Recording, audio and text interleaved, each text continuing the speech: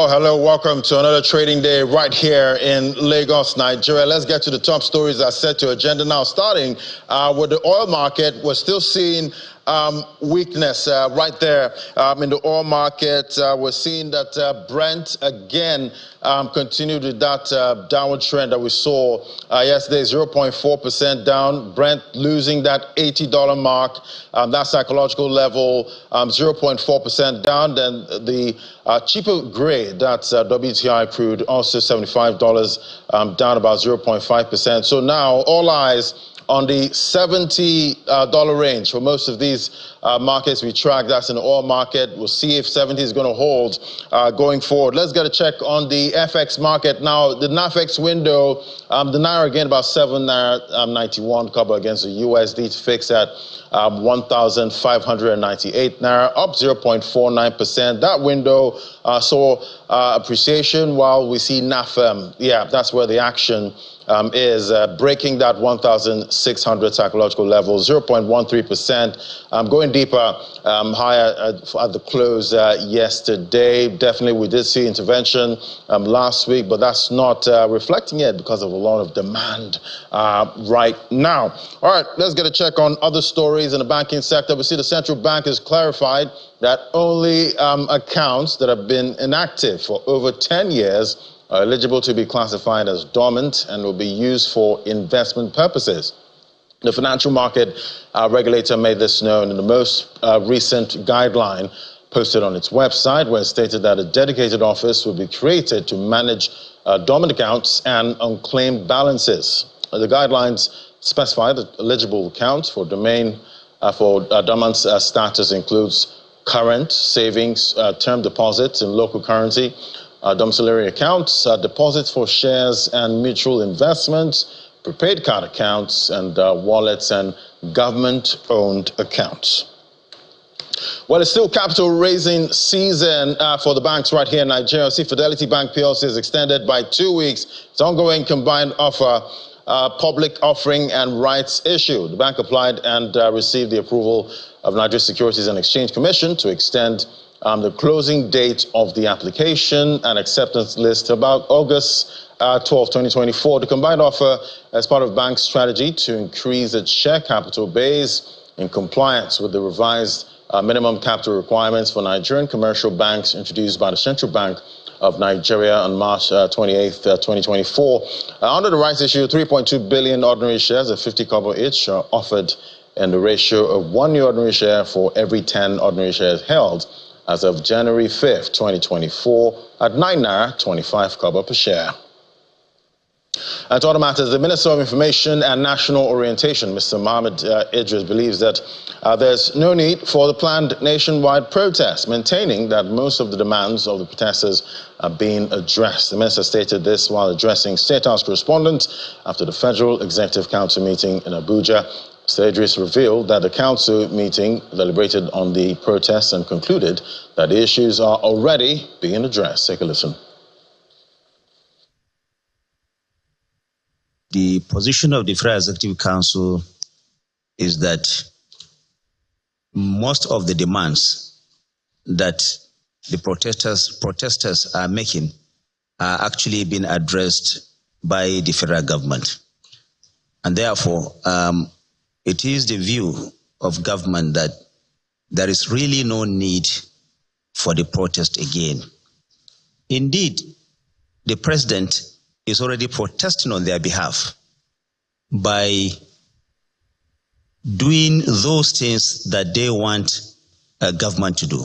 For example, the effort that government is making in ensuring that food is being made available. There is also rice that is being sold at about 50% of its cost. Centers have been created so that those who need this rice can go there and buy this rice at 40,000 Naira. In the first instance, about 10 trucks are being made available to each of these states. Government has not pretended that these supplies are indeed enough, but these are necessary first steps that are being made.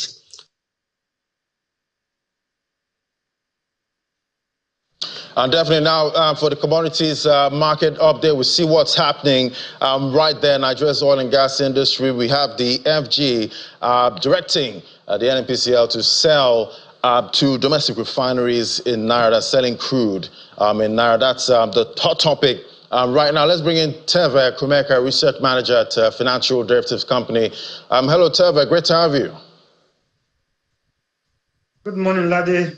Good to be here again. Good morning. So I guess with this directive from the federal government, we should see impact on the Naira. This is definitely going to increase demand for the Naira, I believe. And we know we've heard experts, talk about even getting some countries to actually buy our crude, in the Naira at some point. How are you seeing this development?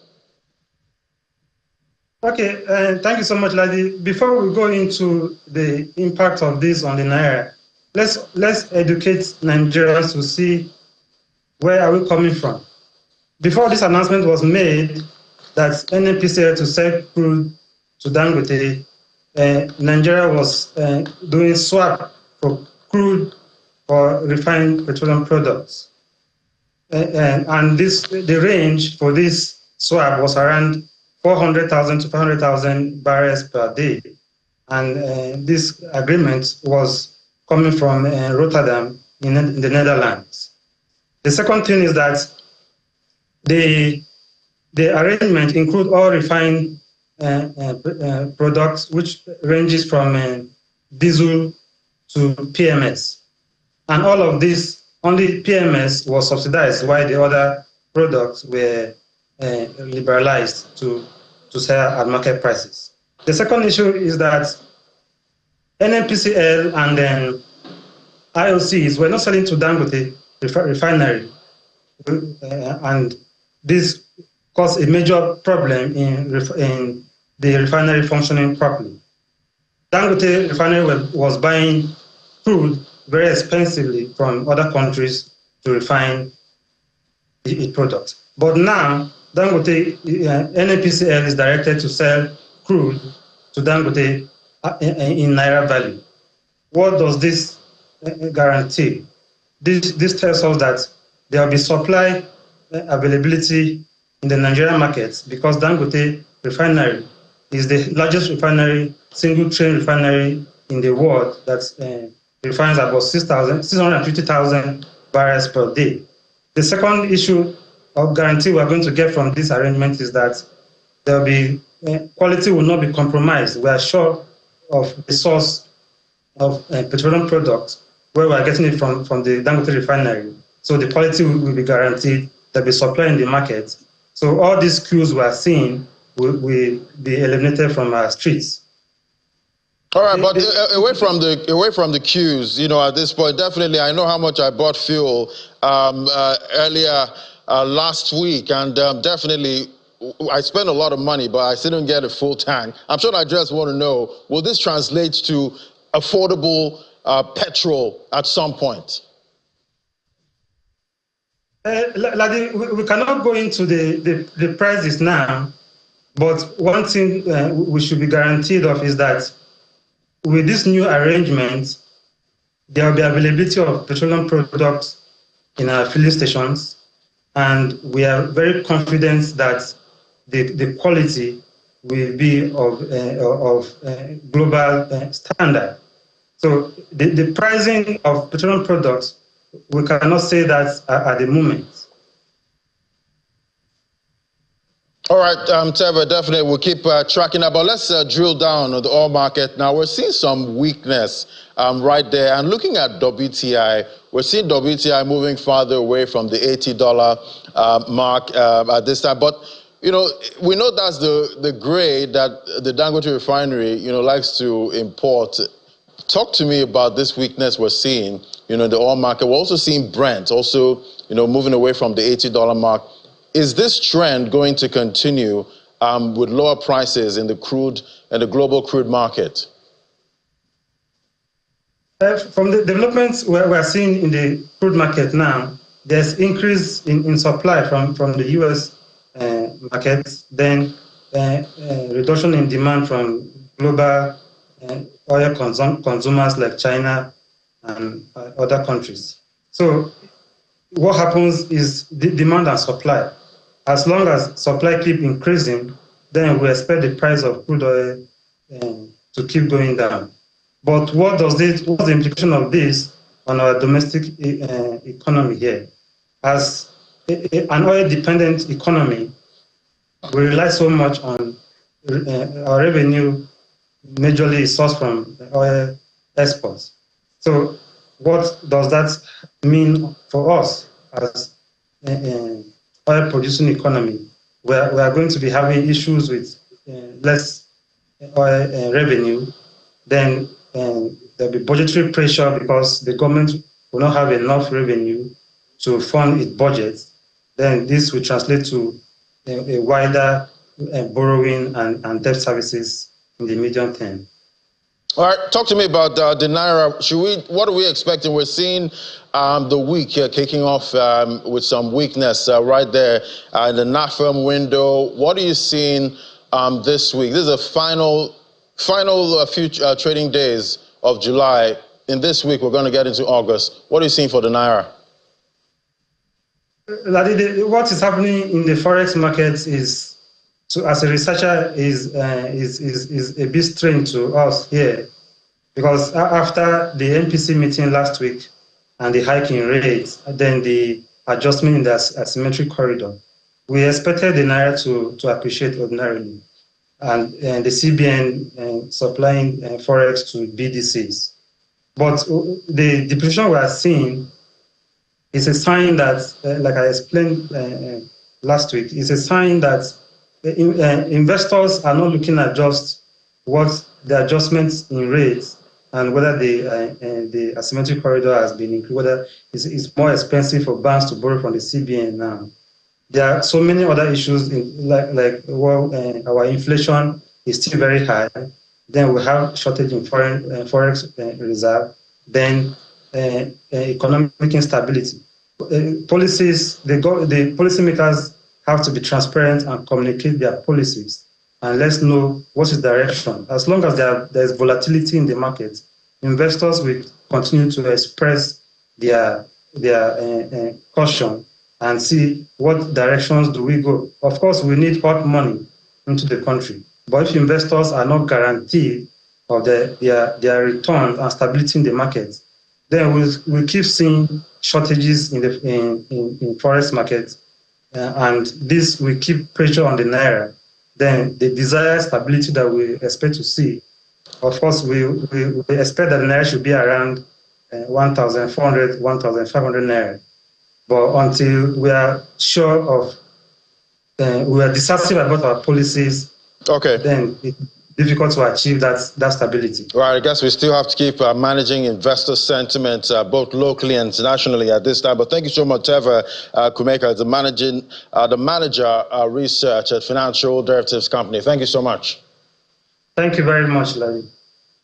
All right, we'll take a quick break now. When we come back, we head straight to the financial services sector. We'll get a check on what to expect right there. That's the moment. Just stay with us.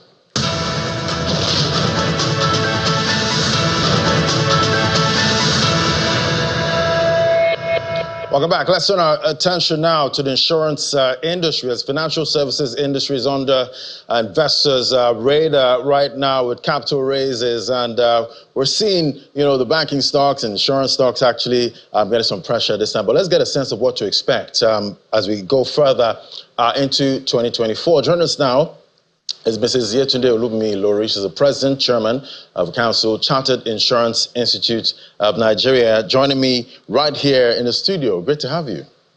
My pleasure being with you, Williams. Yeah, so first of all, congratulations on your appointment. And definitely, I want to know how it feels to be the 52nd president of an organization that's over 60 years old. Well, 65. 65? Well, awesome, I'll say. It's a privilege, because not everybody gets there. And for me to be the 52nd president of the Chartered Insurance Institute of Nigeria, I think I feel great about it. I also have a sense of responsibility, because coming at this time when economy is going through some stress, It's time to have somebody that will be hands-on. You take decision together with all other arms of the industry so that we ensure that we take our rightful position within the economy of Nigeria. And to do that, I'd definitely like to know some of your plans, with your latest appointment for the industry. As the 52nd president, I have an agenda, and the theme for my tenure is igniting the bedrock of our envisioned industry. When people talk about insurance in Nigeria, we realize we are not yet there, but we need to get there. And this is an opportunity for us. Out of every crisis, you must bring a gain. So it's time for us to sit together, strategize, and see how insurance industry can be repositioned. And this is happening across all tiers because, for example, at the assembly, during the night assembly, we were not able to get out a reenactment of our law that has been existing for over 2 decades. But right now, even at the assembly is being looked at, we're putting things together because, you need the right to regulation, you need the right law, you need a national policy that will even get insurance to the right place that it ought to be. Right. So I'm strategizing with all the colleagues across all arms so that we can bring out something beautiful at the end of the crisis so that we'll give the populace the kind of comfort that they require for their business. Because everyone needs comfort at this time when you're having to deal with multiple macro headwinds right now. So everyone's eyes now is to the insurance. I need insurance. I need assurance, at this point as a business and as a person. But I know the Institute is known for producing, efficient manpower, for the insurance industry. What's the plan? Even though we know sometimes when there's economic hardship, morale could get low. Yeah, you are right. My agenda is a 4-letter acronym, EPIC, where E stands for education, P for professionalism, I for institutional recognition, and C for capacity building. All this we intend to do, putting together the right structure to ensure that the right talent is what we have within the industry. And when you have the right talent, when you have the right mind for everybody, you get things done and then people get satisfied. We need to build what we envision. We need to get ourselves there. We need to move. Things will no longer be as it used to be. There's so many things that practically have changed, and we also need to move in that direction to provide necessary solution. So when you have the right set of people in place, you have the right minds coming together to strategize, and then you decide which way to go. And in actual fact, we have a roadmap that we intend following to deepen penetration, to give right advice to clients that are ready to buy insurance policy. If anything at all at this particular time, if I won't be jumping the gun, you look at devaluation, you look at inflation, and so for anyone insuring, we need to give them the right education to say, it's not just only about awareness. We've done a lot of awareness creation where we're telling people what insurance is. But the public also needs to understand how insurance works. And when you know how insurance works, you will do the right thing to ensure that if anything should happen in terms of what you have insured against, if the insured event crystallizes, you will be rightly compensated. Right. I'm talking about, selling insurance. I knew that there was a time when it wasn't easy, getting people to actually buy. It's still not easy. Is it getting harder, or are we seeing some improvement? It's getting harder, but people are getting to appreciate what insurance is all about. What I mean by it is getting harder is, disposable income is not, insurance won't be the top priority, but at the same time, you need to know that you need to safeguard yourself in order not to run into trouble, because that could be the end of some businesses. That could also be the end of some lives if you do not take the appropriate step to be rightly insured. And talking about trouble, how's your industry looking at this possibility, of protest? Because we know when there are issues with, cost of living crisis, people get edgy. at this time? How's your industry looking at, protests at this time? Honestly, it's not, yes, protest, but we have to qualify it, either positive or negative. The negative side of it is what we don't want. There's nothing stopping people from expressing themselves legally within the ambit of the law. But when it gets to a kind of destructive protest, that's what we don't want to have. We had a terrible experience during NSAS, and we do not want same to be repeated. And so, at that time, we paid claims up to the tune of about 12 billion. And that is for the people that are insured. A lot of people were not insured, and yet they suffer losses, and they had to bear themselves. It's nothing we pray for. We don't want things to get out of hand. So if it ever gets to happen, we will just, encourage the law enforcement agents, the people that are in charge, do it peacefully so that we can get the result. You don't have, there's no point destroying lives and destroying businesses. People are struggling, so we shouldn't inflict more injuries and set the entire country ablaze. We don't need to go, set the country ablaze just because we want to get a solution. But that people should express themselves. I don't see anything really wrong in that, but it should be done legally with the right approvals, with right guidance, so that the voice of the public should be heard. And then something should be done. And right. We need a lot of cool heads exactly. At this point. Exactly. All right, talk to me about sustainable decisions you intend to make, as a president, of this institute, and what we expect, under your tenure going forward. Knowing that about 51 persons have gone, ahead of me, I intend to build and sustain with the ideals that they have put in place. Because actually what CIN, that is the Chartered Insurance Institute of Nigeria, stands for, is we determine the standard of knowledge and skill that people should bring into the profession. So I intend to build on whatever they have done to ensure that, I've mentioned about the public education, just so that people know their rights, people know what they're buying, people know how to buy, and to pay for the right thing, all sorts of education. We want insurance to be the pride, the first choice on anybody's mind, because without adequate insurance, even the economy cannot go the way it ought to go. So the other thing that I want to do is I want to raise the image of the institute itself. I don't know how many people know about us, but yet we're doing tremendous things, churning out talents that even, not just for the country. Some people go out there, when you get to Canada and you present our certificate, it gets to some exceptions. I'm not saying people should jackpot, but that's the reality of the moment. But I'm saying the skills that I want us to build is supposed to be such that within our country, Nigeria, we're first class. And wherever we go, we compete equally with our counterparts anywhere. Then professionalism is something that I would love. I don't want insurance to be like a beggarly business. I get to you, it's like you are doing me a favor. Whereas I'm the one giving you the necessary cover to ensure that your business goes on. I want, that level of confidence to produce people that can stand up to anyone and then say, this is what you need, this is what you need to get, this is where to get it, and you are getting it. And then another thing is, a lot of companies are doing very well in the market, but nobody gets to recognize them.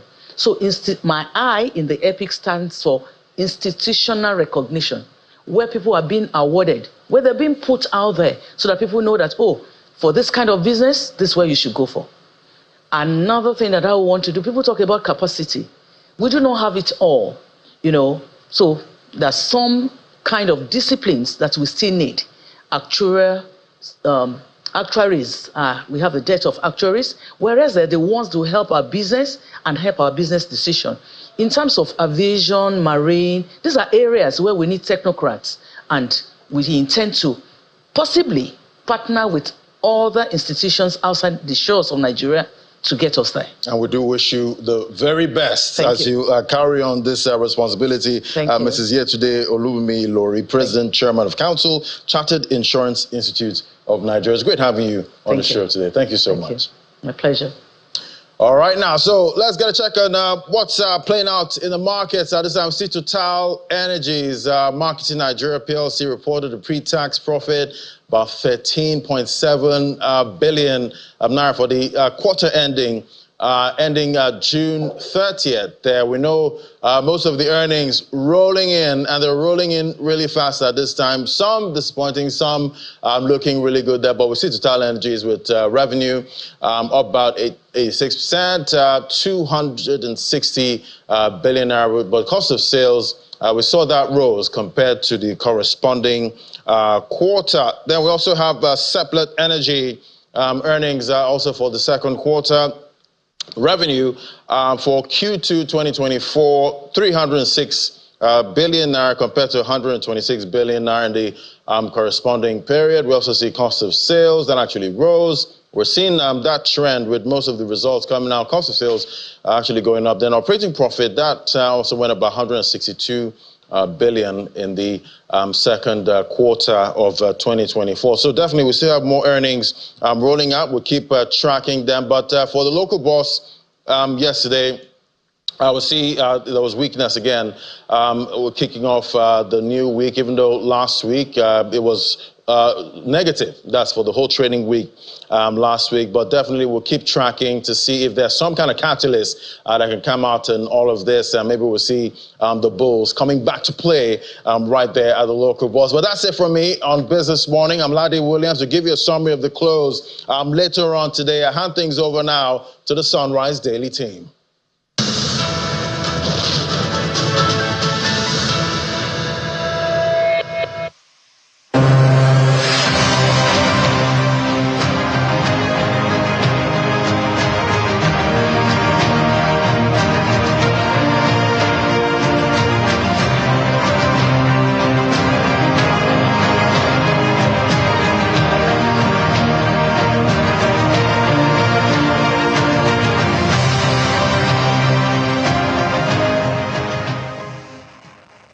So I want to use this opportunity to call on those who are attempting to foment trouble. That you have a right to protest. It's your fundamental right. It is there in the Constitution. But you don't have a right to destabilize the country. A right to protest should not be turned into a right to unleash violence. It's very clear that people who are already very amorphous, very faceless. So what it means is that people are preparing to loot and go around and do all sorts of things. Where we are today was not caused by 1 year's administration. It is the outcome of years of insecurity.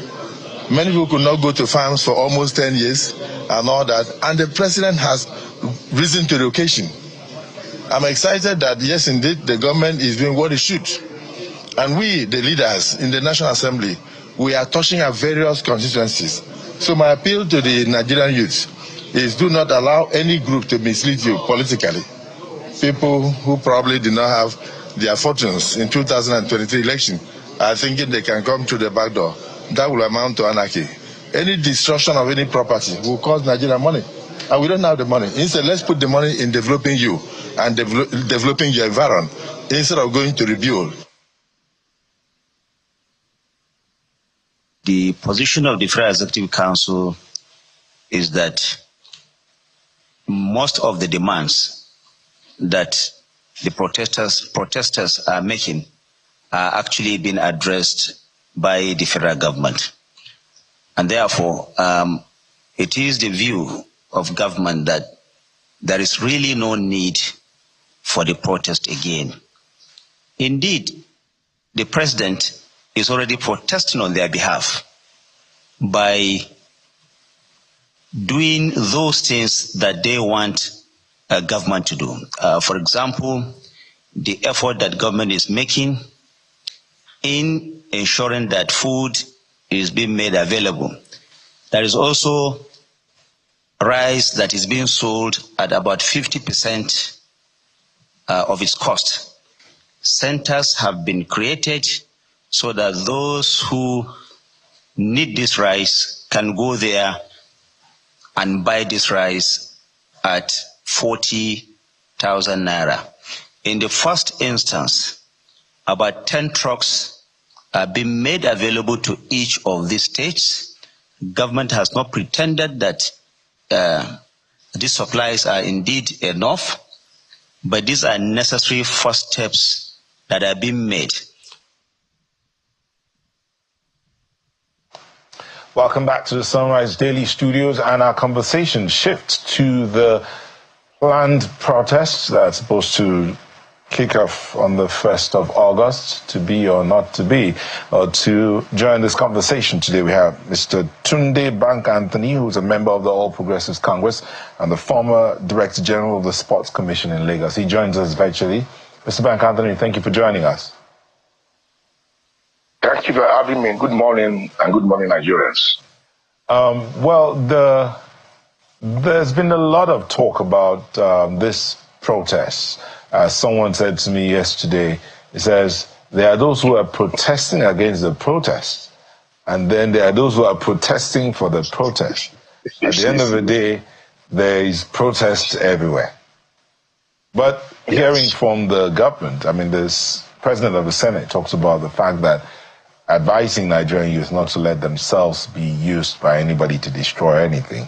And then the Minister of Information talking about what the government is doing. But in all of this, would you say the Nigerian people are not hearing the government? Or is the government not speaking loud enough? Well, thank you very much. And you know something, right? There's a lot in communicating with people. You should know how to communicate with people. And I tell you for free, the way the Senate President spoke yesterday, it was so arrogant for nothing. For you, in your environment, in you. Are you not part of this community? But people like that, one should just ignore him. Because the last one he did in the Senate, he came back and apologized to that honorable senator as well. Let me just go straight to what Ajuri said. Who is the legitimate man of the president? I don't know if you have that recording on TVC yesterday. He is the spokesman for the president, and he spoke absolutely so well. He spoke the way the president would speak. For me, all those rabble-rousers should just keep quiet. Those one they are trying so much to intimidate. They want the violent more than the people they are accusing. Ajuri came and said the president is a Democrat, the commander-in-chief, understand me? He will never go against protest, but the peaceful protest. That means a lot to people. So many people went as far as saying that this may lead to a coup. Do you understand me? Even a soldier man came out and talking about the protest. What has a soldier man got to do with the protest in a republic for crying out loud? So we should be very, very careful. But we are at a very critical stage, right? I'm not talking on the level that I'm for the protest. No, I'm talking for those people who are busy making this a transaction, lying to people, creating scaremongering, just to get some money out of the government. Organizing all kind of protest. Like you said, it's a unique one in Nigeria, protesting against a protest. Everything is about what do we get from this thing. That's the bottom line. That is the bottom line. And if there's any mischievous move that this protest may fail, because the country Nigeria is bigger and greater than all of us. So I do not for one moment share the communicating skill of those people in government. They talk as if government is not, people they are not human beings. With the government. No. I came on this program. I wasn't going to come on this program because it was the noise was too much. Until I heard what Ajuri said in his interview. The position of the president is the legitimate office of the president. So stop intimidating, tell that there's some ridiculous people, some faceless people. Excuse me for crying out loud. We have been in protest here and out of this country. Look at what that man was saying yesterday. The man that was in your studio, or not pastor, what's his name? The same guy that was calling Aliko a parasite because of the slick comment that came from Ahmed Farouk about because some people are just hungry. There's real hunger. Some people are just hungry. They are the people that want to benefit from this problem. That is their motive. But Mr. Anthony, imagine, yes, madam. So, we've been talking a lot about the communication skills, and I'm glad that you touched on that right now. Communication skills in a time when people are uncomfortable and when people are unhappy. But it does seem like the communication from the All Progressives Congress is different. I did see that interview that Ajuri had, and listening to his stand, and he actually said, and I said it yesterday, I'm going to say it again today, anyone who is not saying what the president is saying right now is lining themselves up against the commander-in-chief. You're lining yourself against the commander-in-chief because these are not his views. Thank you very much. So let's talk a little bit about your party, because you are still a member of the All Progressives Congress. Why so many different views? Is this a money grab like you've alluded, or is there just some lack of unity? Is the APC really this strange bedfellows, where people are in this party and are not on the same page? What's going on with the APC on this matter? You know something. Let me make something clear to you, right? This is purely a government matter. You understand me? The government and the citizens. It's beyond party divide. It is beyond a party thing. And views will be different. You understand me? Views will be very different. Because, like you said, look at the way some people are talking. You understand? People who are supposed to be able to communicate to the people, right? Everybody, the way they are looking at things, right?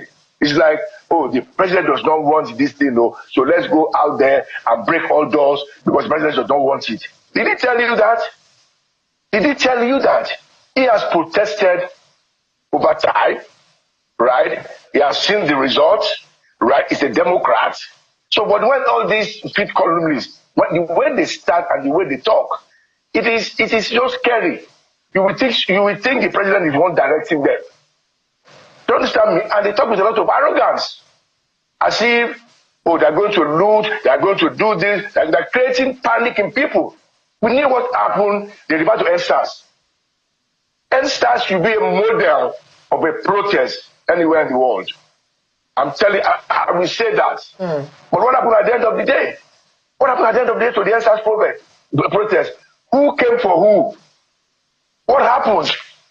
I mean, I saw a video trending yesterday of a lawyer, Femi Falana, when he said, don't let's write history. And that is the truth.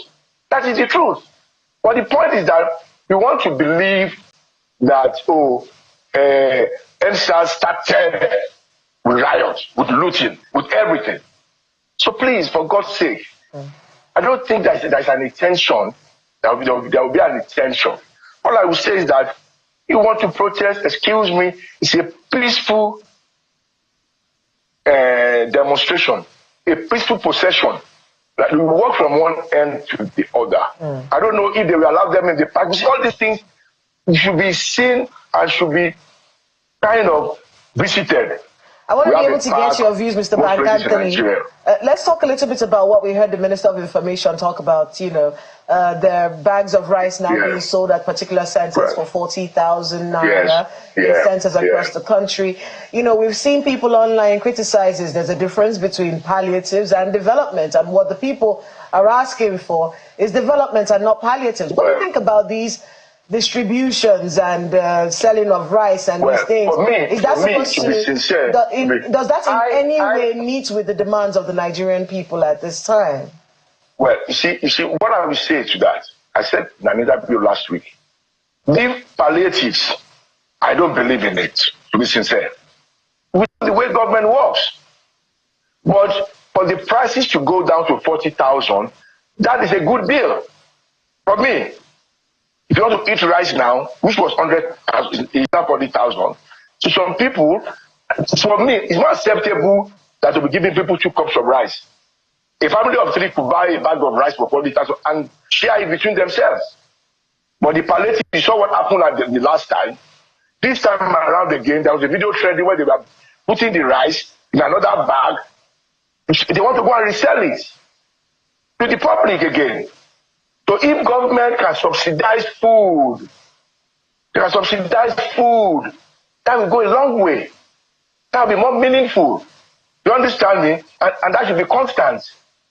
I mean, telling them you are sending 30 bags of rice to one local government or to this. I mean, for me, it's an insult to Nigerians, to be sincere. But giving them a subsidize or giving them like a full stamp kind of a thing is fantastic to assist them.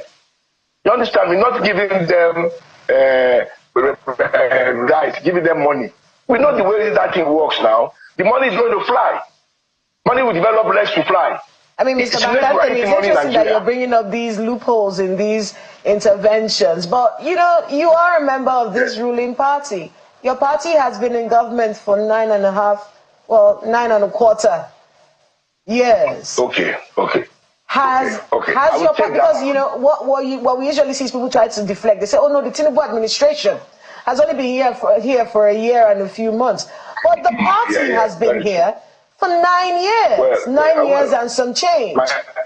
Has your party been able to alleviate the suffering of the Nigerian? This protest, is it in your mind indicative of the failure of your party to deliver on the dividends of governance? Remember, 9 years and some change. Okay. Let me give you a very objective answer, right? What we are saying now is very unprecedented. Very, very unprecedented, fundamentally. For crying out loud, right? 9 years of APC in power. Agreed. I will not argue about that. But the previous 8 years of APC in power, right, was by different presidents and APC president. Agreed.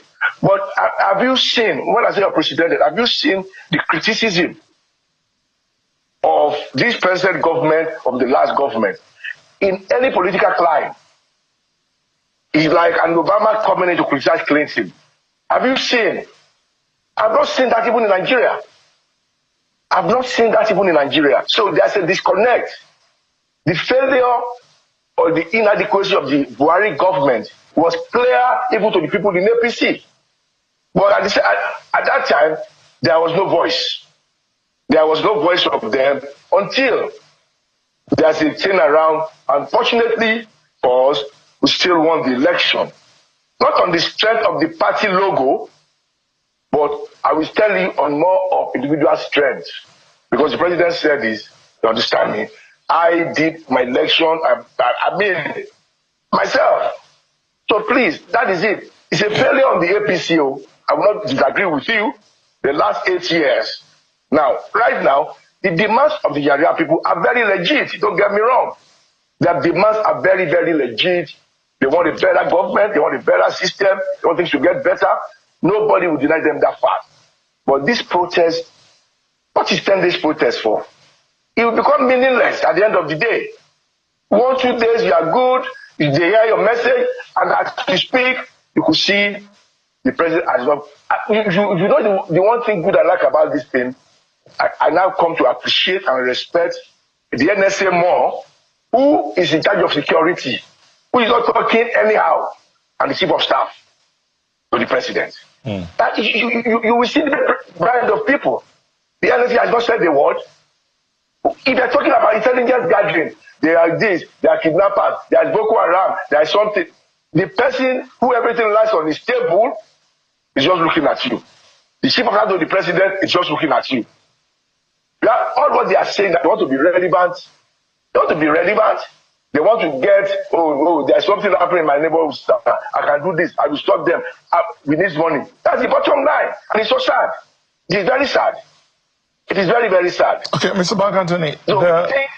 So we've heard the clamors of those who are pushing forward for indeed the Nigerian people pushing forward for the protests. And as we said earlier, those who are protesting against the protests. But be that as it may, now this demand for a better life, for good governance, the demands have been there.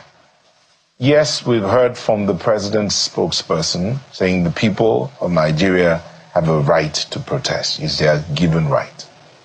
Well, what do you think the government should be doing? Is it about putting out palliatives, or, as you said, you don't agree with palliatives, or bringing the cost of food rises now 50%, and of course, the minister said it, that the government knows that even that what they are sending out now is not enough.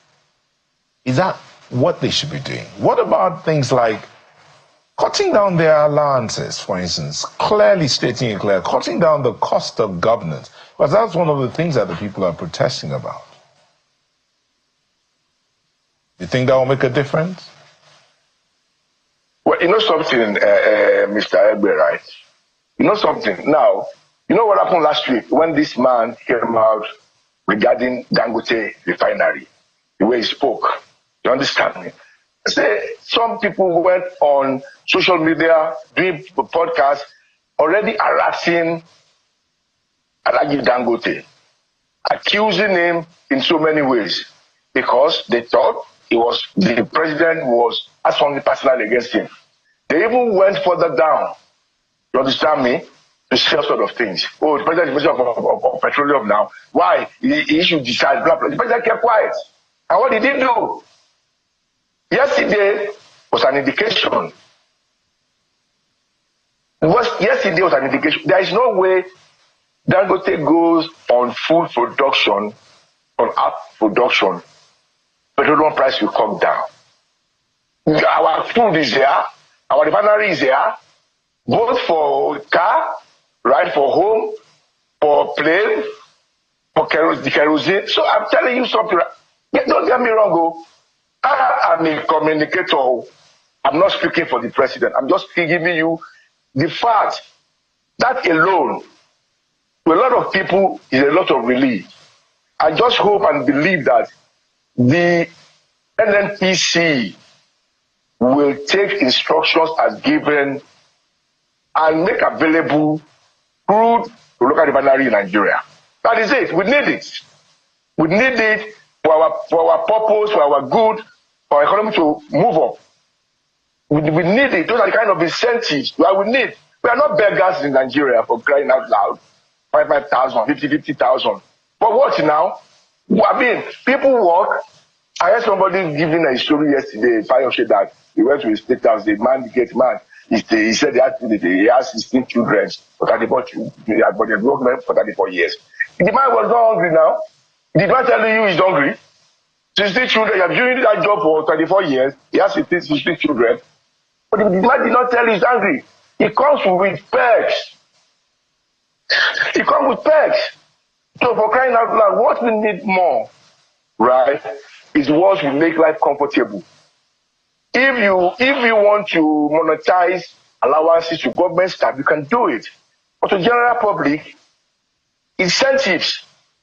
Because it's coming to something. We have the water transportation coming up, right? We have the metro line. I mean, we have other things going on. You understand me? They are claiming they want to stop Danfo from VI to Ajay going on. I mean, instead that will make life easier for people. Abuja is becoming more congested. We should think out of the box, not to be creating things that will make people to be scared. Already there is fuel scarcity now. What is causing fuel scarcity, for God's sake? For God's sake, what could we claim to be the reason for that? Nobody wants this country to degenerate. Nobody does. People want to protest. Let them protest peacefully and go back to their houses. Please, for God's sake, don't let that take over everything we are doing. Because some people, if you keep calling they are students, they are jobless, they are other political party. It will decline. I remember when we all stood up here for Jonathan to be president, to replace Yadua. When we believe some games were coming up, we did across line. That is in Nigeria, I know. Jonathan, about all subsidy, we stood up, we made a protest against him. June 12, I was one of the people that walked American embassy. The day after Babangida announced June 12 annulment, we go and deliver letter there. We walk all the way there to few other embassies. So, I mean, People who just come into this game, who believe they are being arrogant, being talking to people anyhow, are going to use for you. Where are you coming from? Well, Mr. Bank Anthony, you should be more reasonable. Indeed. When we talk to our fellow Nigerians, Thank you. Should be more reasonable, not condescending at all. Thank you very much, Mr. Tunde Bank Anthony. He's a member of the All Progressives Congress and the former Director General of the Sports Commission in Lagos. Thank you for speaking with us this morning. Thank you so much. Thank you. Thank you so much. And just before we go, we do have your feedback. Let's see, I have this one here from Festus Akimboewa. He says, President Tinubu must win the race for energy security in Nigeria. His directive to NNPC to sell crude to Dangote refinery and other local refineries in Naira is a good start. With Boa refinery completing this year, fuel shortages will be a thing of the past in our country. That's from Festus Akimboewa. And we have this one here from Imonoka Enakena. It says, crude oil exportation is responsible for the 90% of forex accruing to the Federation, since we're producing enough for exportation. Forex is needed for other foreign transactions. Where will government or CBN get them from? The bane of this government is that our fiscal policies do not tally with the reality on ground as an emerging economy. Well, there's this email from Kola Kayode, and he says, there is something we, the youth of this country, want to know. Is the government serving us or are they against us? The reason for this protest is more than hunger and hardship. The policemen are really frustrating the youth. For example, I was driving in Lagos, taking my pregnant wife to the hospital. Getting to the entrance, there was serious construction work going on there. The road safety man directed me towards one way to drive one way, to park my car and look for another alternative to take my wife to the hospital. When I came back in the evening to move my car, I was intercepted by some thugs, and policemen asked me to come down from my car. Asked them why. They said I'm on a one-way drive. They saw other vehicles, heavy-duty trucks. But before I knew it, I was tear-gassed and my car was taken away from me. Since April 15, up till date, I have not been able to retrieve my car. The policemen asked me to pay 350K or they will take me to court. And if I get to court, I may not see me again. Please, what kind of country is this? I have been in court with them until now. Accusers have not brought evidence to court. Unknown to them that I am the youth president in my local government area. And this is why we want to protest. We are not benefiting from the government, and the government is still frustrating us. We will protest and we will defend ourselves. That's from Kola Kayode. Unfortunate. That we have this one here from Isa Momo, and it's titled End Bad Governance Protest. Can we pinpoint when bad governance started and do a comparative analysis of this bad governance by regime, period, and level? How does a protest end bad governance? If by the end of the 10 days earmarked for the protest, it's felt that bad governance has not ended, what would the protesters do? The only democratic way to end a government is by election. Well, finally, we have this one from DC Eyewitness on police arresting boys with placards in Lagos. It says, I saw those two boys about 4 p.m. at the Monarch Event Center holding black board that stated Hunger Day. Why will police arrest them? The police are always the problem in every protest that leads to loss of properties and anarchy. Just like NSAS, despite all their misconduct, yet they claim to be our friends. Agbo are arresting peaceful protesters. When Masi started attacking the police stations like 1997 protests during Abacha, their wives will start shouting on media. I mean, that is very unfortunate. And I think, yesterday we had that conversation where we're saying, look, it's a peaceful protest. If there are people who are being peaceful and you notice that, because we saw people being arrested by touts, if they're not disturbing the peace, if it's just people going about holding their placards and you see people arresting them, let us know. I think that's what's happened here, a few people. So that's something that needs to be checked. So we do not have people arresting people arbitrarily on some kind of directive or whatever. People are not citizens arrest. It's only the police that can arrest. But be that as it may, let's know this. We love our country, and I'm sure everybody loves this country because this is the only country they have. I want to thank you for letting us be a part of your morning. Go out there, be your best. Do not cause any trouble. even if you do want to protest, be your best and work for the good of this country. So we'll bring another edition of the program. I'm Naira Taigbe. Thank you for watching. And remember, the countdown is on. Remember, do not destroy anything. It just lends to those bad voices. I'm Kayla Magwa.